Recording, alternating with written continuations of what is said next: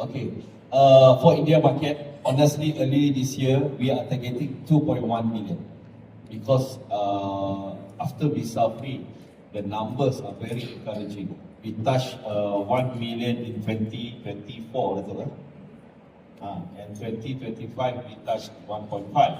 So I give challenge to my officers and also my good friend both to target for Visit Malaysia year 2026, the end we must target 2.1 million.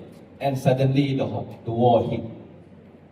So they asking me, boss, want to reduce the numbers, whatever. No, I'm very trustful with my Indian friend. They will make up the numbers. So still I'm maintaining the target 2.1 million.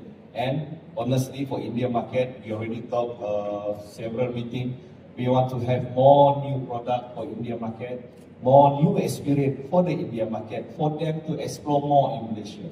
That Ms. Ayanti mentions, it's not only Kuala Lumpur, Langkawi and Penang. We want to explore more the east coast of Peninsular Malaysia, the Borneo side, Sabah and Sarawak, which has a lot to offer to all the Indians market. I hope the answer will be the Thank you, sir. My next question is, what specific step is Tourism Malaysia taking to attract more Indian visitors beyond Kuala Lumpur and Langkawi? Okay, that's why, especially for example, this time around, for Mumbai office alone, they are targeting do Chalo Malaysia program. So inside this Chalo Malaysia program, Let's Go Malaysia, they have many other products, not only Kuala Lumpur and Langkawi, not only Kuala Lumpur Genting. They have a lot of, like I mentioned earlier, East Coast product, Sabah and Sarawak. That's how we promote Malaysia, then so that we can introduce more new product to the India market. Maybe two of my friends will answer more detail. Hold on. I think just to add on to the Director General's answer, there is a lot more to Malaysia that hasn't been explored, I think, by the Indian market in general. Some of you may have heard of our East Coast states. We have some beautiful islands on that side. There are also some very nice pristine beaches even on the mainland, right? And it's not very far away. It's either a simple connecting flight, or for those who are a little bit more adventurous, there are programs and itineraries that can take you through the central region of Malaysia to your onward destination on the East Coast. But if it's sun, sea, sand, a bit of peace, and really being able to connect with the local culture, the East Coast is perfect, right? Then of course you also have the east side of Malaysia, so you've got Sabah and Sarawak. Those two states offer a plethora of new activities, and I understand that a lot of the younger Indians are also very active, as much of the younger generation is globally. So it offers a lot in terms of back to nature experiences, a little bit of adventure tourism, and there are even, for those who are a bit braver, some extreme sports activities that are also available. Diving is it's a diver's dream in Sabah, especially on the east side of Sabah, close towards the Philippines. We've got fantastic places like Sipadan, which is a World Heritage recognized site, UNESCO site. And even down for Sarawak, they have a lot of those natural attractions as well. And the cities themselves, after many years, is beginning to evolve, right? And you get a very nice blend in any of these cities that you go to of the modern and the traditional cultures, So for Indian tourists especially, you do not really have to worry about your comforts, your basic needs and comforts. They are available throughout Malaysia. Again, connectivity is very good, and we do believe that there are a lot of other attractions, activities that will also appeal to the Indian market.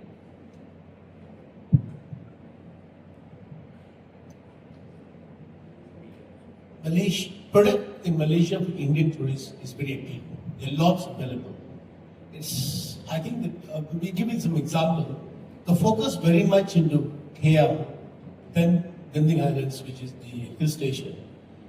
Then they have to take another flight to go to Penang or Langkawi. After Langkawi had a direct flight from Bangalore, the numbers increased much further. So connectivity plays a very important role.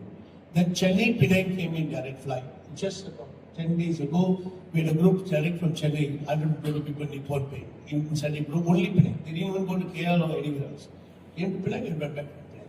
So there is requirements are there, but just because of connectivity, the moment they go to KL, touchdown, they say, okay, we already in KL, might as well KL. That's what I feel as an operator who've been doing 28 years Indian market. But what the product may we have in terms of food, in terms of culture, in terms of transportation, value for money destination, value for money hotels, which is available across the country. Sabah Sarawak is one where we are, the whole industry we are trying to promote to Indian market. Tourism Malaysia also, every now and then they will see me, they will tell me the same thing. Must do something Sabah Sarawak. We also do fan tours for travel agents to familiarize with other destinations. I think early this year we did 40 agents from Kerala. They went to Kota Kinabalu for 2 days, then come to KL and came back, which they say is wonderful to visit, but the connectivity becomes 2.5 hours for Kuala Lumpur. Well, a little bit negative. I think this is something which we are talking, whether any airline can operate into Kota Kinabalu directly, which will speeden the promotion there. And we also had a group of, we regularly have an association, we do fan tours for particularly for Indian market with travel association, like the Kerala one for Thai, Kerala chapter, we did one for Tamil Nadu chapter, we did one for North India, which they went to Langkawi and Penang, so Langkawi and KL, and there's one we did just about a month ago with Selangor tourism, which is Selangor state is where Kuala Lumpur surrounding state is Selangor, the airport is in Selangor. So together with Tourism Malaysia, the state tourism body and the travel association, we normally create this kind of fan tours in order for them to get more opportunity to promote other part of Malaysia. But at the moment, still, yes, I agree, 70% is only in KL side. Slowly is going, but I'm very confident, surely. Good afternoon, everyone. This is Kohilika from T3 Magazine. Malaysia is not any new destination for Indian travelers and of course the globe. So I wanted to ask, since your H1 arrival, international arrival numbers have been quite promising and you are, spearheading the international tourism arrivals in terms of the Southeast Asian region. And recently, ASEAN and China bilateral conversations has also happened in Malaysia. So how do you see, the growth numbers speaking up for the next term? And also what sort of specific India and Malaysia bilateral ties are looking towards, the upcoming year, and any specific strategies, because you signed an MOU with China as well in terms of, having more two-way connections. So what's there for India? And of course for the growth numbers, what factors do you credit to? What are you doing right in comparison to the other destinations in the Southeast Asia region that the arrival numbers are quite promising? Thank you so much. Yes, to answer your questions, especially for the bilateral ties between India and Malaysia, I think our Prime Minister will visit India soon. So a lot of MOU will be signed, and one of it is tourism. One of it is tourism. And number two, they will visit. They will visit 3 cities. Our Prime Minister will visit 3 cities, and I'm very sure between India and Malaysia, there will a lot of MOU and also a lot of collaboration they will do.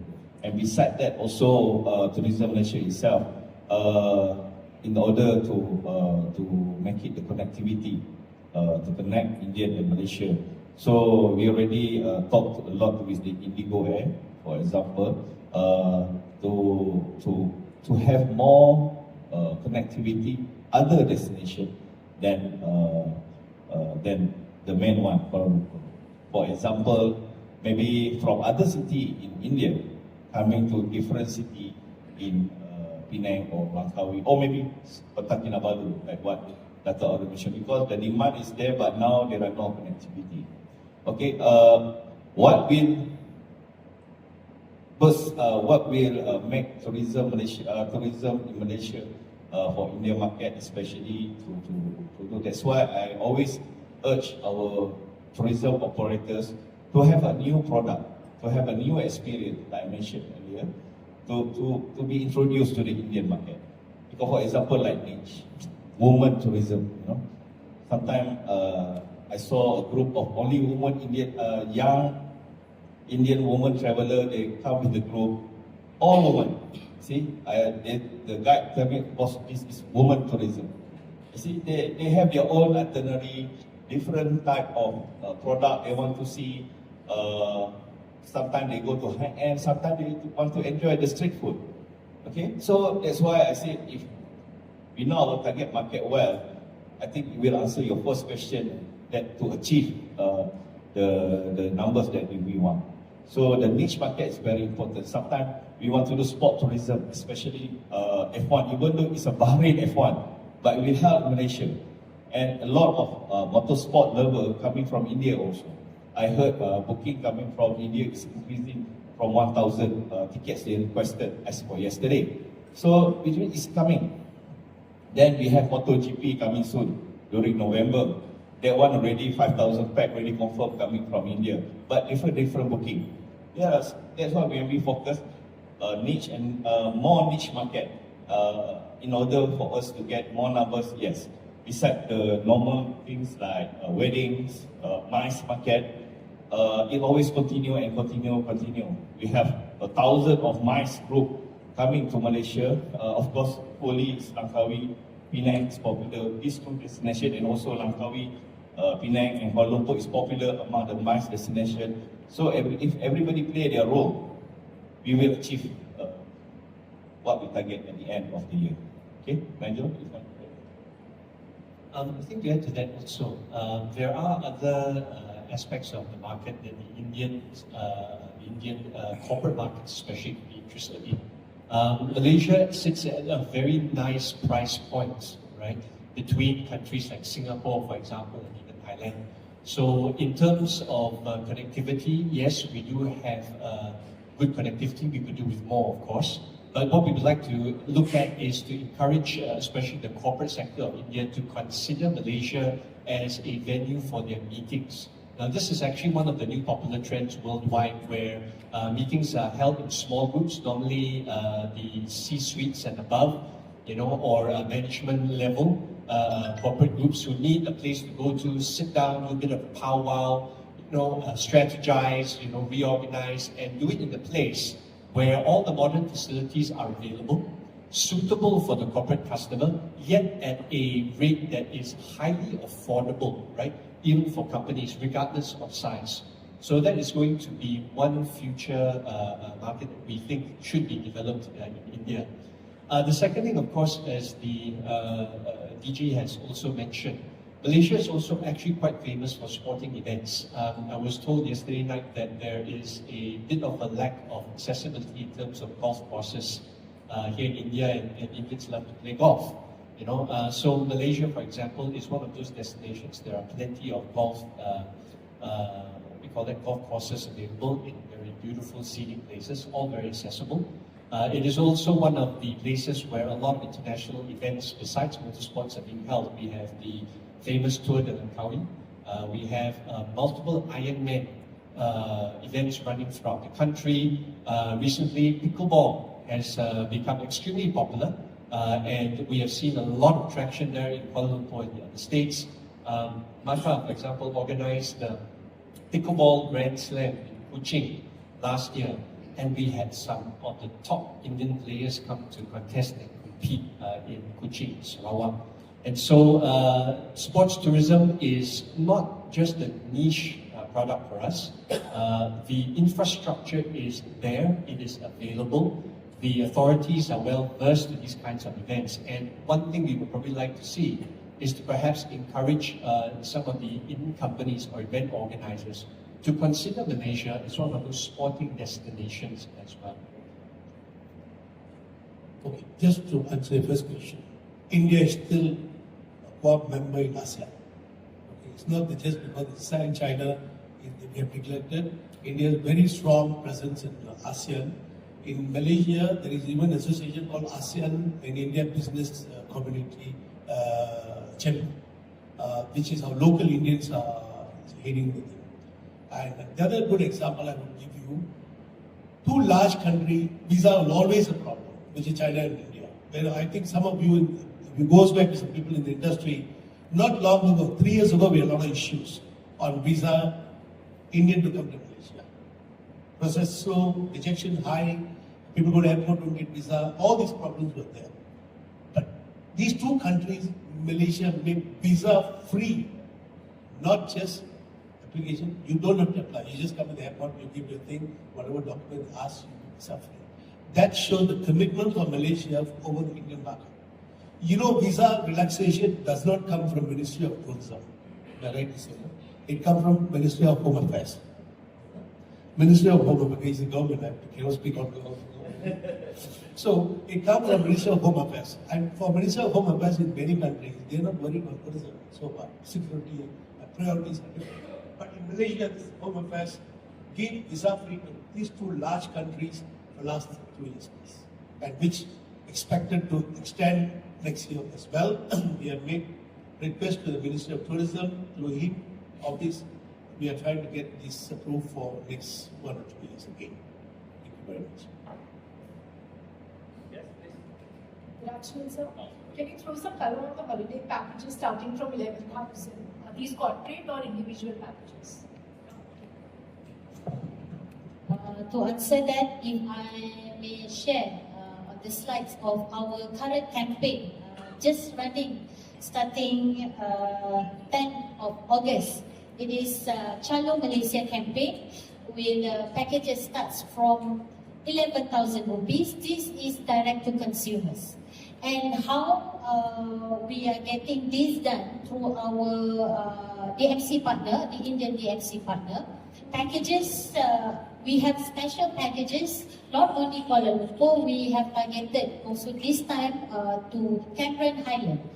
That is not new to Indian or even to other travelers, but this is one of the destinations that we have put in for this Chalo Malaysia campaign. The brand and visibility of this Chalo Malaysia campaign in Mumbai, because yes, of course, this is initiated from our Mumbai office. We work with Mumbai Metro Line 1 or the Blue Line, the metro train, for the external and internal branding of the train. We have put up our content and footages of Malaysia in ideally is actually for the branding and also tactical communication.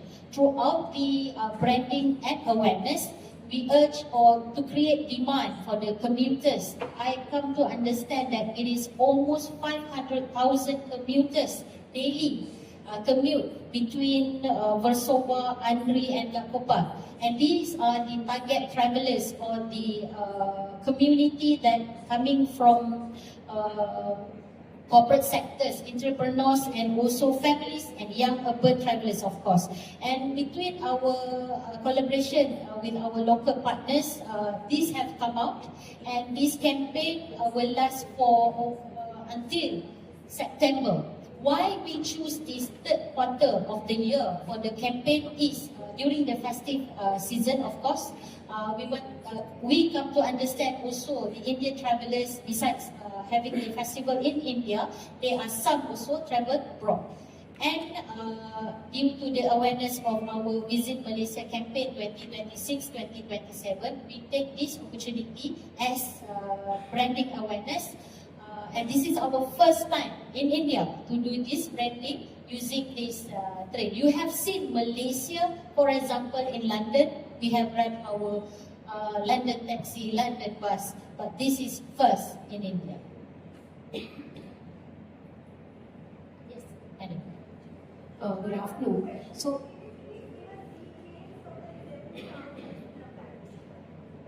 Yes, madam. Details of the packages of this. Sure, we'll get you in hand. Sure. Yes, madam, please. I have a question. Destination weddings, you spoke about MICE. Destination weddings also forms a large part of the segment. Given the Indian weddings, they have particular rituals and customs. So how does Tourism Malaysia plan to cater to those requirements? Like we have a fire requirement, or maybe food is another one of the concerns. So how do you plan to adhere to those requirements to increase travelers for the destination wedding segment?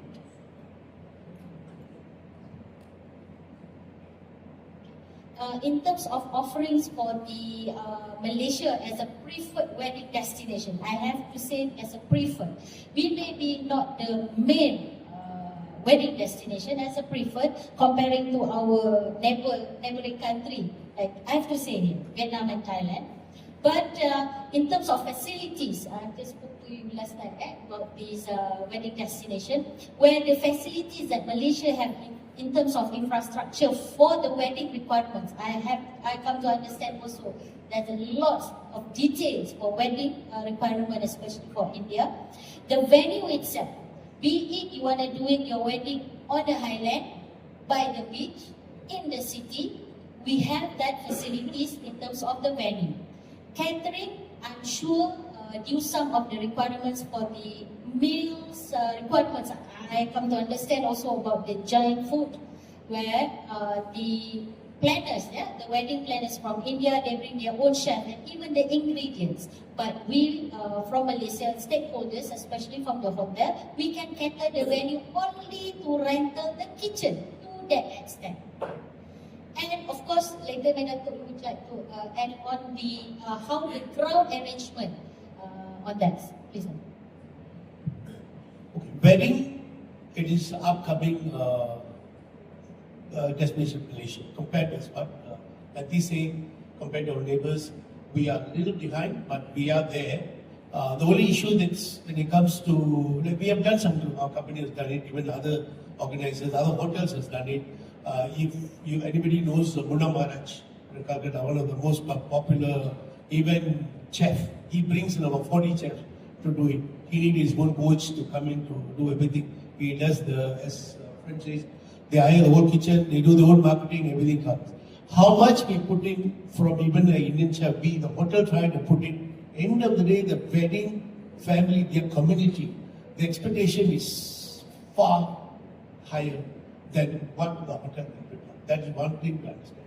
So last night we were talking to someone that we should talk to hotels where they could allow us to use their venue and kitchen, which the city hotels may not. Even the wedding planners, they don't want to have it in the city because they spend so much money and never they go for shopping. So they like to do something little outskirts of the city area, maybe Langkawi. Kota Kinabalu, the Shangri-La had 2-3 weddings, very successfully they had. So the same thing, I think we have to look around outside now. The culture of bringing a chef, yes, it is a little bit of negative in the hotels, but I personally, as the industry, it is moving towards that direction. We have done it 1 or 2 hotels in Putrajaya. It will happen. I just want to add up a little bit about the wedding, destination wedding. From government side, when it's all confirmed they want to come, we ourselves, as Tourism Malaysia, we will be stationed at custom immigrations. Why it's very important? Because they will bring so many jewelries. Jewelries. Yes. There will be so many jewelries. So the custom, let's just say, maybe they want to sell. So we have to stand there. I experienced myself. I standing there by myself. No, sir, this is for wedding. We have to show all the photos of Indian wedding and others. That day, I still remember 20 bags full of lehenga and saris, for example. So, of course, the custom thing, you want to open a shop or whatever. So, that's why from government side, we try to assist. When you fulfill all the criteria, then we just stay there at immigration and custom to assist. That's why seats like Dato' Arul or from Mr. Niger have to inform us if they get any group of destination wedding for us to assist in terms of government side. Normally, for this kind of thing, we have done a few times. They have to give a letter saying that there's no commercial value. So they bring whatever they're bringing, they will take back. And the other one, the wedding family, they only bring the pandit. That person. You know, for them, pandit is spiritual things. For them, they come and practice in the local temples. We have to convince them that it's not there. Then they also chef. We have to get permission, but Tourism Malaysia, they really help the private sector to work together when we bring in this kind of expertise, and we have to make the customer understand this is a special requirement. It is not something they're coming here to do business.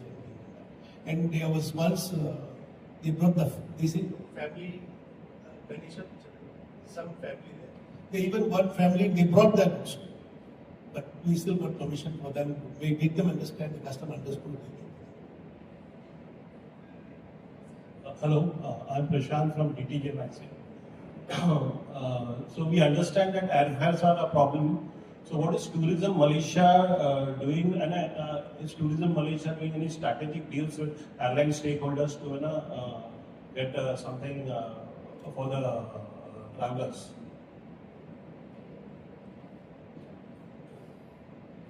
I think we all know airlines is commercially they operate. Tourism Malaysia will support most of the airlines. Like for example, Batik Air is joint venture. They support the airlines in this sort of promotion.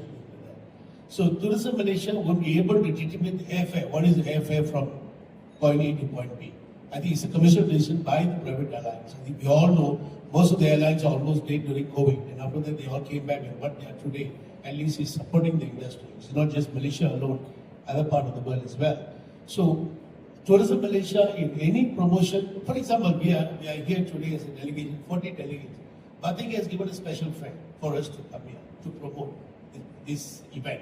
So same thing, whenever I mentioned earlier, we brought agent to bring fam tours. Malaysian Airlines, Batik, everybody has given special rate for these people to come and get the fam tours and come and promote the things there. And I think it's a commercial decision between the agents here and the airlines which are operating, both Indian carriers as well as the Malaysian carriers. But I don't see there's a major problem, but there's a slight price increase because of the current geo-global problems.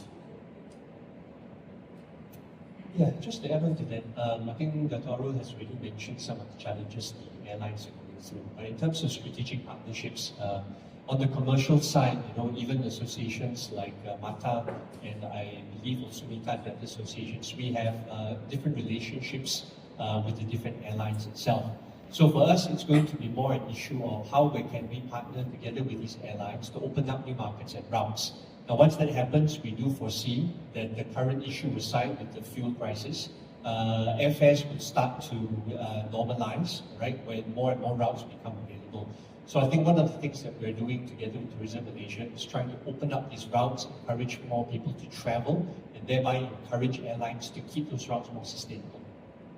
But just to add, another thing is sometimes during some of the events that we hold here in India as well as in Malaysia, airlines do actively participate when they see a lot of consumer engagement. So for example, in Malaysia, we have very good airfares during some of our MATA fairs. For example, they're huge consumer fairs. And during those fairs and many others, airlines tend to have fantastic rates that are available, not just to the Malaysian market, but also online as well in many cases. And so if travelers are booking for a particular season at a particular point in time, they can also expect to see very, very reasonable rates for travel between those countries. And sir, before I joined this media conference, I have meeting with, online meeting with ministers, budget officers and others. We are requesting more budget to support the airlines, especially the new route, the new destinations. Even though they increase from 737-800 to Boeing 747, something like that, to make sure to sustain the flight. That from government. The grant not to support, like Dr. Arul said, not to support for the commercial element. It's more toward the promotion to sustain and to develop the connectivity between both. Then the government must come.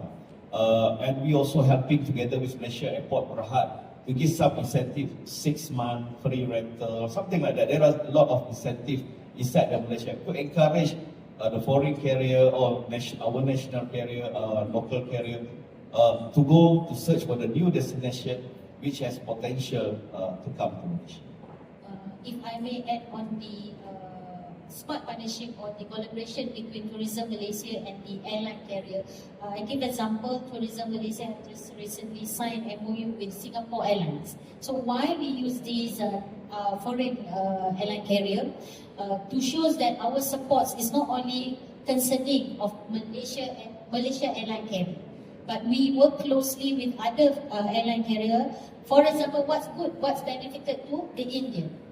Well, connectivity, as I said, as I mentioned earlier, is only coming from the 16 states direct into Malaysia. But some also goes direct to other country, for example, Singapore. That's why we ties with Singapore Airlines. Leveraging of people who have traveled in Singapore through our tour operators, we encourage our operators to sell 2 destinations or even 3 destinations. Like from the geographical where Malaysia is positioned, we are in between of Singapore and Thailand, Vietnam. So most of our agents here catering the packages of 3 destinations. And not only from Tourism Malaysia, we have this strategic partnership with Singapore Airlines. Our state tourism board themselves, for example, Sabah Tourism Board has just recently signed MOU with Scoot Airline. Why? Because from Singapore itself, they have direct flights to Kota Kinabalu. This will not only entice the Singaporean who live in Singapore, of course, to Kota Kinabalu, but also those who travel into Singapore can leverage of this from Scoot Airline into Malaysia from Singapore. From Scoot Airline itself, operating from Singapore, we have 7 destinations into Malaysia. So the Indians who travel, once they're done with their cruise, they can take Scoot Airline into Malaysia if they don't want to cross via land to Johor Bahru. Thank you. Good afternoon. My name is Savita. I'm with Global Newsmakers. We all agree that Malaysia has got a lot going for itself. You've got Cordelia Cruise, you've got the Formula One coming up, and there's so much more. I was wondering, do you have anything interesting coming up for the film and entertainment industry for shooting in Malaysia? Any packages and new destinations? Okay, if you are talking about shooting film, we have received a lot. We receive a lot of requests from your producers film to shoot in Malaysia. Whether they want to shoot a full movie, have 1 or 2 episodes in drama series, or only a music video of the films. Yes, we do. Yes, we always do that. But they always choose destination based on their preference. Okay, most probably they love to go to this island, the beach and others. There are some requests to shoot our rainforest. But all this we have incentive coming from FINAS, Malaysia Film Auto Agency, who gives some incentive to them. Gives some incentive like reimbursement. For example, if you fulfilling their criteria, then you will get some reimbursements. We support film destination promotions in terms of promoting that destination to be promoted. For example, this Dawn film from India, Dawn film, Shah Rukh Khan shooting and dancing at the beach, something like that. So this happened. I still remember Shah Rukh Khan went to Malacca just to not even do a shooting, but he just received an award there, and then Shah Rukh Khan post something on social media. Every Indian suddenly go to Malacca. So it's very important for us to have this kind of filming destination. Besides that, also there are 2 awards famous in India want to have an award in Malaysia. They plan to have an award in Malaysia.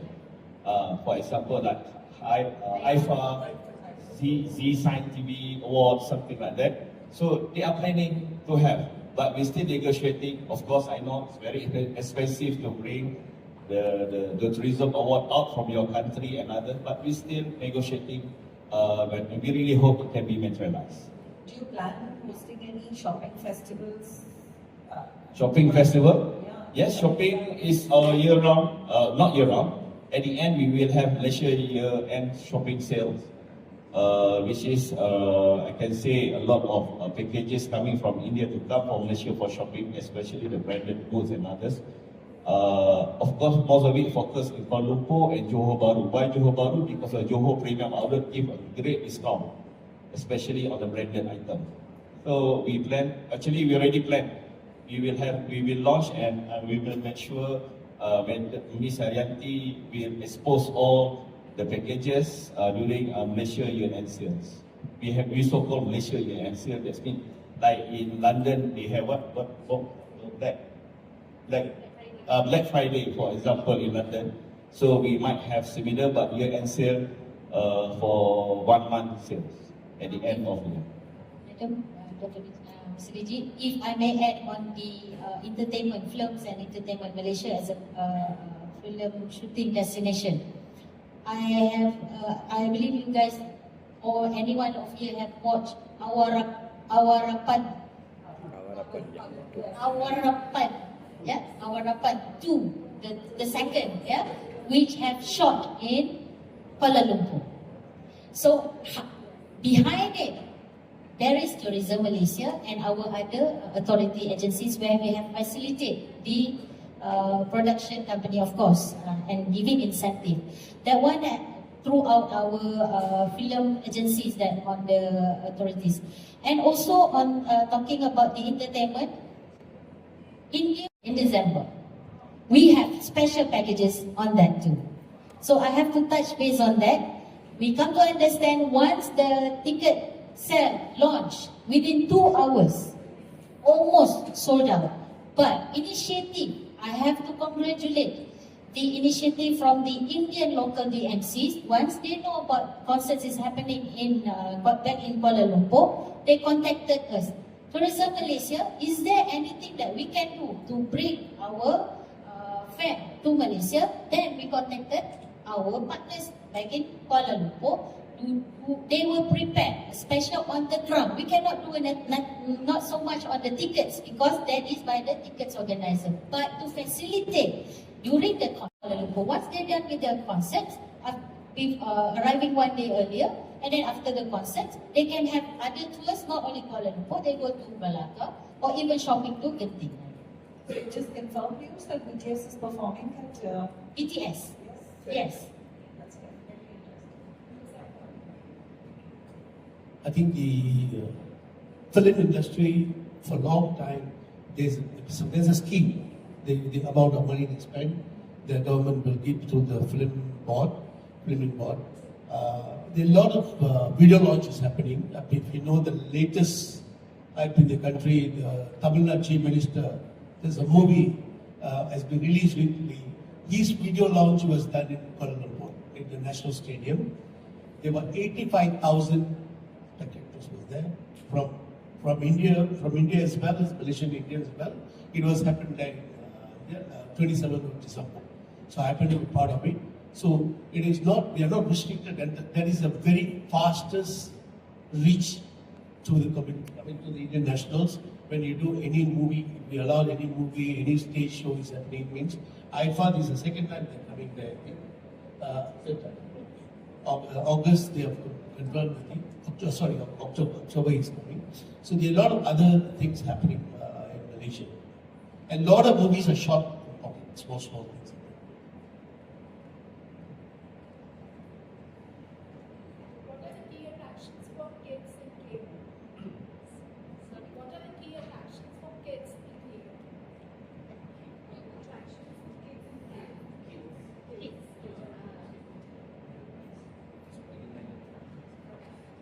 For kids, a lot really.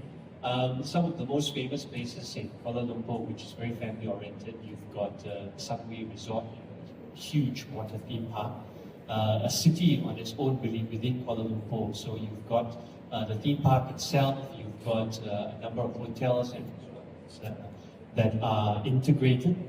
You've got malls as well, and of course, just to add on the side, they've even got universities and hospitals that are also connected within that city.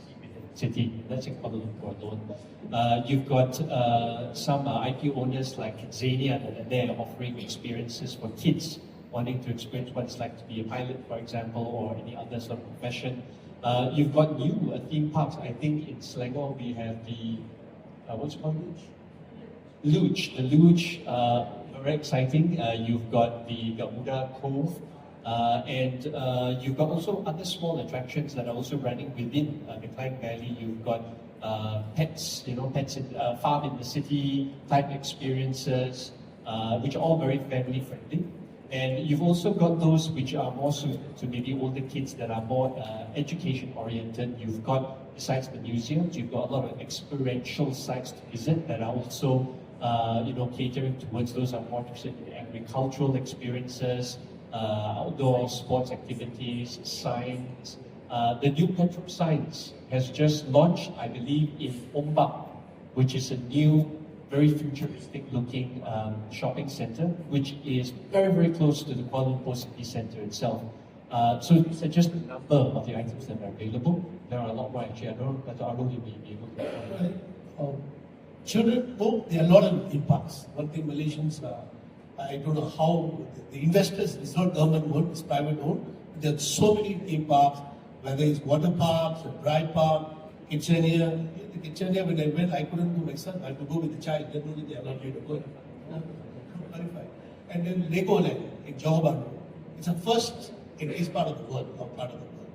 And you don't take the children, you don't enjoy it. Only adults go there. I went to some factory with some agents. Without the children, they come here what we are going to do. So there are a lot of theme parks available. In the Klang Valley, we call it airport, Kuala Lumpur, that facility up to Genting. I think there are about 6 or 7 good theme parks.